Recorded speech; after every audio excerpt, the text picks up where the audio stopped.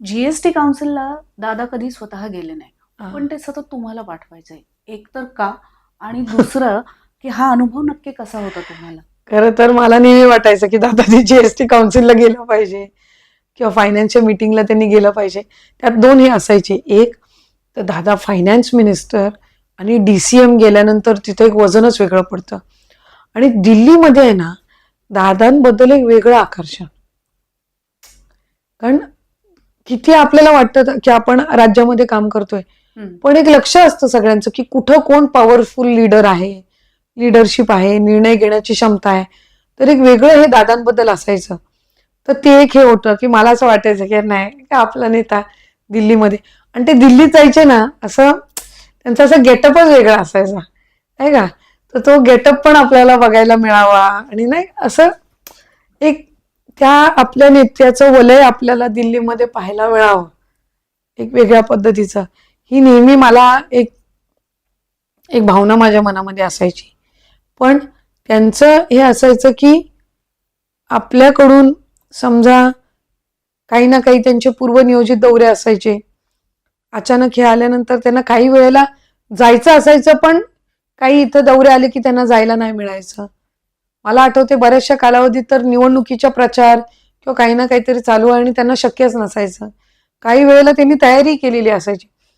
जेवढ्या GST council, जेवढ्या group of मिनिस्टरचे मीटिंग मी अटेंड केल्यात, त्याची पहिली ब्रीफिंग दादांनी घेतलेली आहे. सो ते कम्प्लिटली ब्रीफिंग घेऊन त्याच्यामध्ये त्यांनी सुचवलेल्या बाबी सगळ्या त्याच्यामध्ये असायच्या. बऱ्याचशा वेळेला ते सुद्धा स्वतः जाण्याची सुद्धा तयारीत असायचे, पण काही ना काही हे यायचं.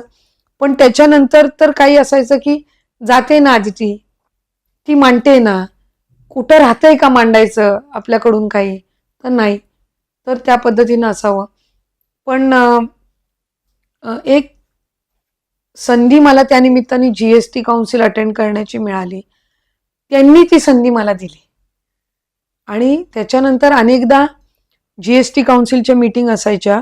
त्यावेळेला फडणवीस साहेब आणि दादांची एकत्रित ब्रीफिंग पण असायची. पण बऱ्याचशा वेळेला नंतर त्यांना माहिती असायचं की आधी ती जाणार आहे, तर ब्रीफिंगला मलाही बोलवायचे. सो CM आणि DCM सरांच्या ब्रीफिंगला सुद्धा मला उपस्थित राहण्याची संधी मिळाली आहे की महाराष्ट्राच्या वतीने आपण काय तिथं मांडणार आहोत. तो ह्या मीटिंग सुद्धा मी अनेकदा अटेंड केल्यात. त्याच्यातून मला अनेक गोष्टी शिकायला मिळालेल्या आहेत. आणि शिंदेसाहेब असताना सुद्धा दादा अर्थमंत्री होते, DCM होते, मुख्यमंत्री शिंदेसाहेब असताना त्यावेळेसला सुद्धा त्यावेळेसच्या सुद्धा मीटिंग्स मला अटेंड करायला मिळाल्यात. सो त्याच्यातून नवीन नवीन गोष्टी देशपातळीवरच्या किंवा फायनान्सच्या मायन्युटली मला शिकायला मिळाल्या. पण आत्ता पुढची जी काउन्सिल म्हणजे कुठली असेल ती दादांनीच अटेंड करावी, कारण त्यावेळेला सगळ्या निवडणुका स्थानिक संपलेल्या आहेत. आत्ता एक जीएसटी काउन्सिलची झाली ना, एक बजेटची मीटिंग झाली होती. जेव्हा केंद्र सरकार जे बजेट मांडतं त्याच्या आधीच्या पूर्वतयारीसाठी राज्यांच्या मागण्यांसाठी एक मीटिंग ठेवलेली असते. ती खरं तर दादांनी अटेंड करावी हे अशा पद्धतीचं नियोजन होतं. पण तेव्हा महानगरपालिकेच्या निवडणुका लागल्या होत्या, त्यामुळे ते तेव्हा त्या प्रचारात इतके होते की त्यांना ती मीटिंग अटेंड करता आली नव्हती. मग त्यावेळेला सुद्धा मला पाठवण्यात आलं होतं.